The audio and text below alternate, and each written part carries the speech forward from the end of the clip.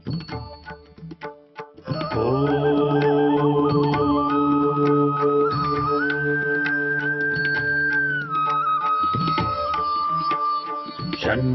मित्रः शं वरुणः शन्नो भवत्वर्यमा शन्न इन्द्रो बृहस्पतिः शन्नो विष्णुरुक्रमः ॐ शान्ति शान्ति शान्तिः।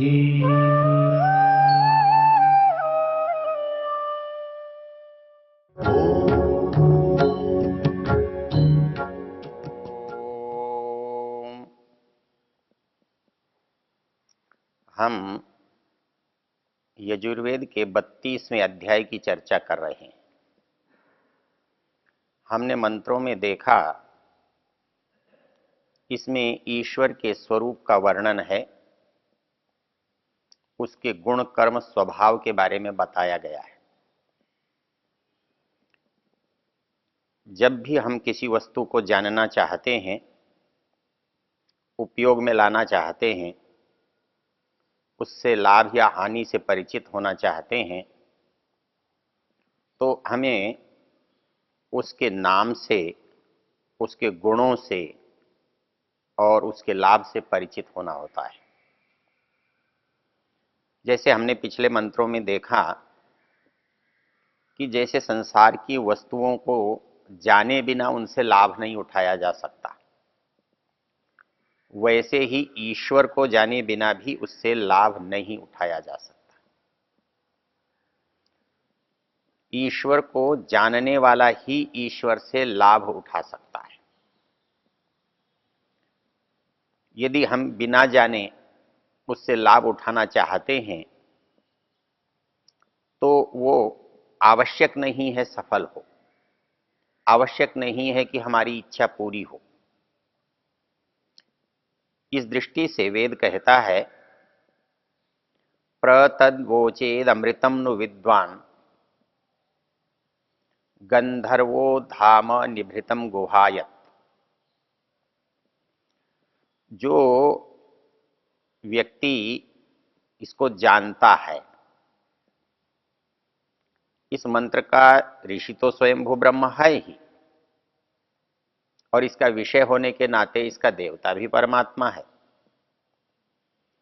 इसलिए मंत्र का जो प्रारंभ है वो कहता है, प्रतद्वोचेम अमृतम नु विद्वान। कहता है कि यह संसार जिसके लिए भी है, उसको दोनों बातों को जानने की आवश्यकता है। यदि वो संसार के पदार्थों को जानता नहीं है तो वो इनका उपयोग सदुपयोग नहीं समझ सकता, और यदि वो ईश्वर को नहीं जानता तो उसके भी लाभ हानि से वो वंचित रहेगा। और इन दोनों का संबंध जब समझ में आ जाएगा, तब हमें ये पता लगेगा कि हमें संसार से क्या लाभ उठाना है और ईश्वर से क्या लाभ उठाना है। गुण कर्म स्वभाव चाहे वस्तु हो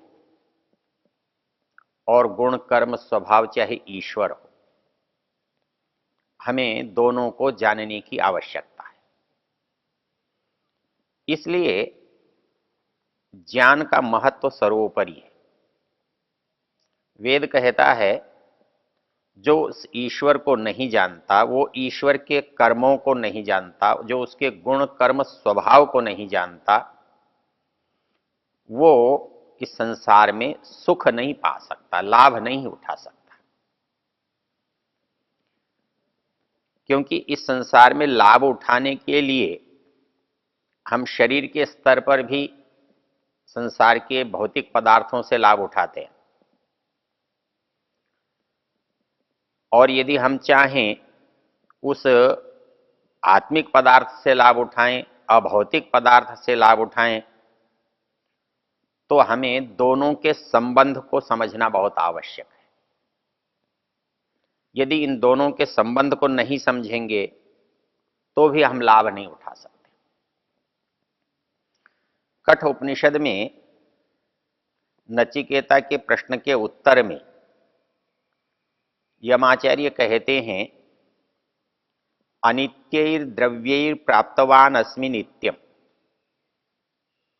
सामान्य नियम यह है कि अनित्य पदार्थों से, सांसारिक भौतिक जड़ पदार्थों से उस आत्मा नित्य चेतन पदार्थ का बोध नहीं होता। यदि होता तो सारा संसार ही भौतिक पदार्थों में लिप्त है और इनके ज्ञान से उसका ज्ञान हो जाना चाहिए, किंतु ऐसा नहीं होता। लेकिन इसके साथ एक दूसरी बात है कि भौतिक पदार्थों के बिना भी उसका ज्ञान नहीं होता। विशेष रूप से यदि हम शरीर को ही लें, ये शरीर नितांत भौतिक है, ये पंच महाभूतों से बना हुआ है और इसका भरण पोषण संरक्षण पंच महाभूतों से होता है। लेकिन इस शरीर के बिना आत्मा का साक्षात्कार संभव नहीं है। इस शरीर के बिना परमात्मा का साक्षात्कार संभव नहीं है। यदि इस शरीर के बिना आत्मा का परमात्मा से मेल हो सकता, आत्मा से परमात्मा का साक्षात्कार हो सकता, तो फिर संसार की आवश्यकता नहीं थी। ये संसार की रचना इसीलिए हुई है कि एक किनारे से दूसरे किनारे तक जाने के लिए जैसे नौका की आवश्यकता होती है, नाव की आवश्यकता होती है, वैसे ही इस संसार के इस किनारे से परमात्मा के उस किनारे को प्राप्त करने के लिए ये शरीर एक नौका है। यदि ये शरीर न हो, जीव कोई कर्म नहीं कर सकता, कोई साधना नहीं कर सकता, कोई उपासना नहीं कर सकता, कोई अभ्यास नहीं कर सकता। इसलिए आत्मा के ऊपर जो आवरण है, जो मैल है, जो अज्ञान है, उसको दूर करने के लिए इस शरीर रूप साधनों की आवश्यकता होती है और इस साधना से, इस मैल को दूर करने से आत्मा का साक्षात्कार होता है, परमात्मा की प्राप्ति होती है। यदि आप शास्त्रों को देखेंगे तो जो बात यमाचार्य कह रहे हैं नचिकेता से, अनित्यैर द्रव्यै प्राप्तवान अस्मि नित्यम, बोले मैंने एक खोज की है, एक अनुसंधान किया है, एक शोध किया है, एक ऐसा रास्ता निकाला है कि अनित्य पदार्थों से उस नित्य पदार्थ की प्राप्ति की जा सकती है। उन्होंने उसको यज्ञ कहा, उन्होंने उसको योग कहा, उन्होंने उसको साधना कहा, क्योंकि ये सारी चीजें भौतिक पदार्थों से ही क्रियान्वित होती हैं। यज्ञ भौतिक पदार्थों से किया जाता है, लेकिन उपलब्धि जो है भौतिक होने के साथ साथ आध्यात्मिक है। हम साधना शरीर से करते हैं, किंतु उपलब्धि इसमें आत्मा से होती है। इसलिए आचार्य यम कह रहे हैं, अनित्यैर द्रव्य।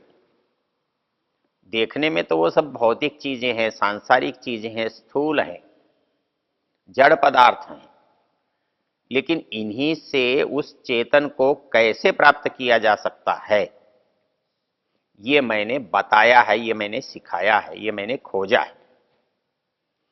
इस बात को समझने के लिए हम यदि साधकों के जीवन पर दृष्टि डालें तो उनका जो साधना का क्रम है वो सांसारिक पदार्थों को जाने बिना पूरा नहीं हो सकता,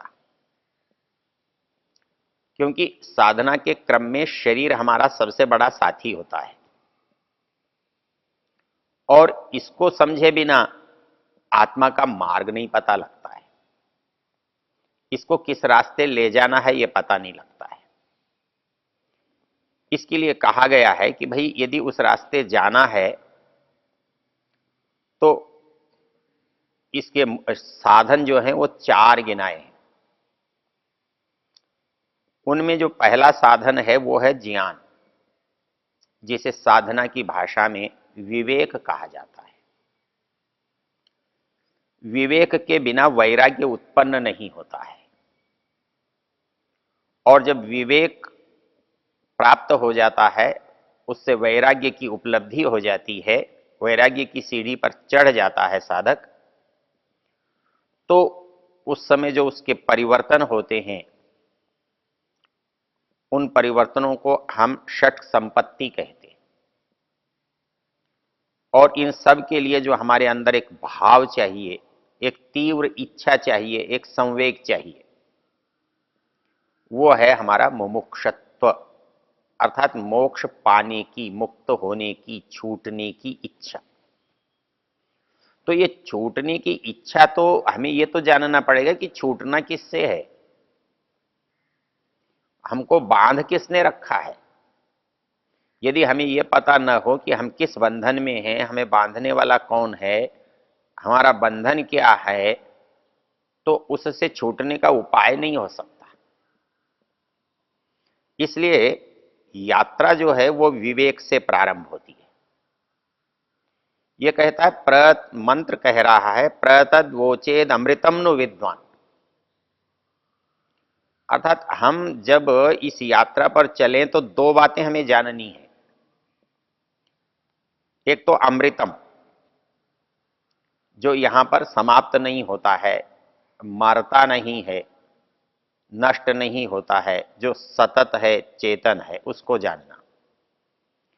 और दूसरा जो संसार है उसके पदार्थों को जानना।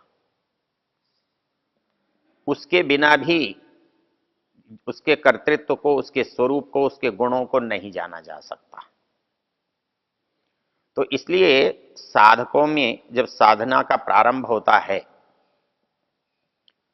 तो हम विवेक में जो सबसे पहली चीज सीखते हैं, देखते हैं, वो इस शरीर से देखते हैं।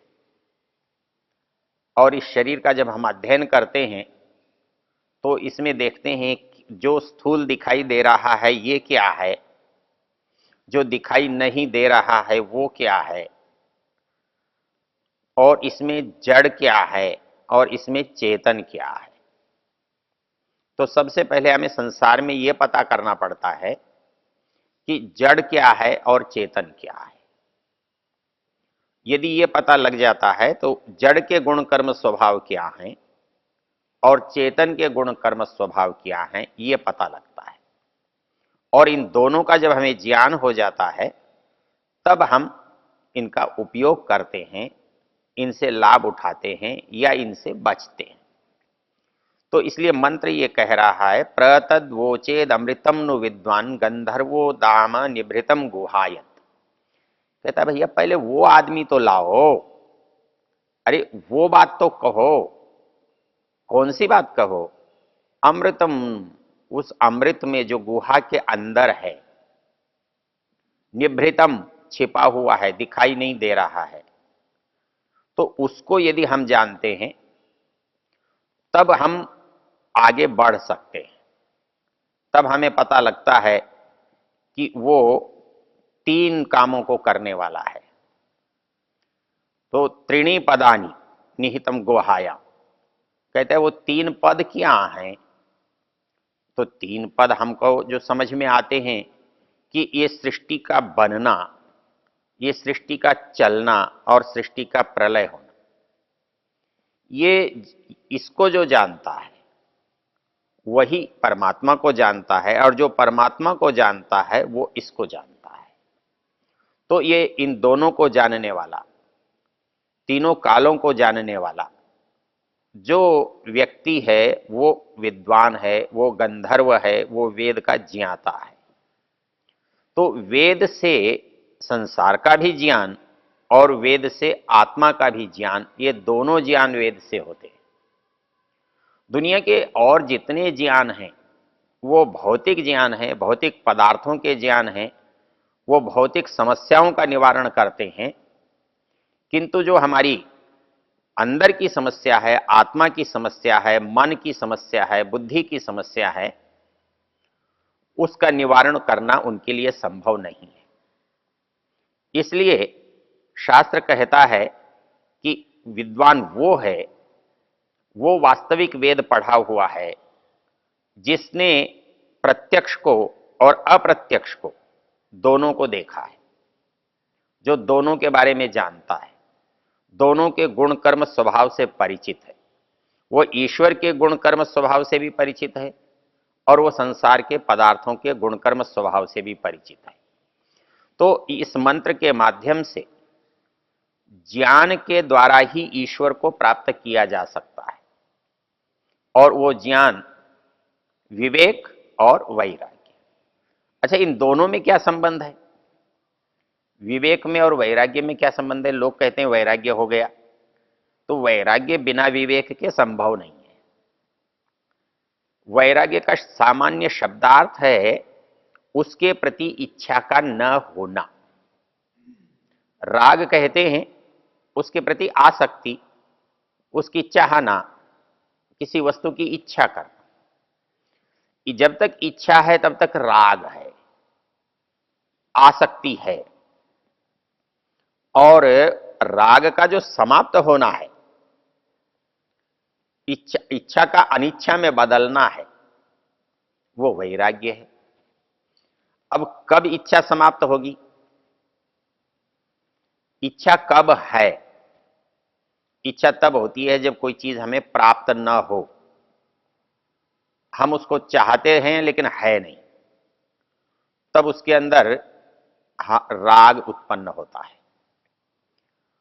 और वैराग्य कब उत्पन्न होता है? ये तब उत्पन्न होता है जब हमें ये लगने लगता है कि ये वस्तु व्यर्थ है, इसका जीवन में कोई उपयोग नहीं है, इससे हानि होने वाली है, ये हमारे काम की नहीं है, तो हम उससे अपने को हटा लेते हैं। इसका नाम वैराग्य है। और ये निर्भर किस पर करता है? विवेक पर करता है, ज्ञान पर करता है। पहले तो कोई चीज हमें अच्छी लगती है, हम चाहते हैं, ये तो मात्र हम उसके लिए प्रयत्न करते हैं मिल जाए। लेकिन मूल प्रश्न तब आता है इससे हमें लाभ होगा या इससे हमें हानि होगी। हमें वस्तु कितनी भी अच्छी लगती हो, लेकिन यदि ये पता लग जाए कि इससे हानि होने वाली है, बहुत अच्छी चमकने वाली वस्तु देखकर आप आगे बढ़े, पता लगा वो तो सांप बैठा हुआ है, तो आप उससे दूर हो जाएंगे। आकर्षण तो था, कोई चीज सुंदर लग रही थी, लेकिन पास जाकर देखा तो गड़बड़ है। ये जो भ्रम हमारे यहां होता है संसार की वस्तुओं के साथ, उसको कहते हैं, जैसे कोई चमकदार वस्तु देखकर हमें लगता है कि चांदी है या सोना है, तो पास जाकर देखते हैं तो चांदी सोना कुछ नहीं है, कोई व्यर्थ की चीज दिखाई देती है। इसलिए मंत्र कहता है प्रतद्वोचेद अमृतम नु विद्वान गंधर्वो धाम निभृतम गुहायत। जो प्रत्यक्ष है और जो अप्रत्यक्ष है, उन दोनों को समझे बिना साधना का मार्ग प्रशस्त नहीं होता है। ओ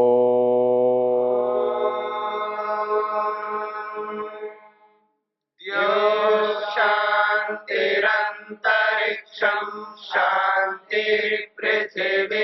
शांतिरापः शांतिरोषधयः शांतिः वनस्पतयः शांतिर्विश्वे देवा शांतिर्ब्रह्म शांति सर्वं शांति शांतिरेव शांति क्षमा शांतिरेधि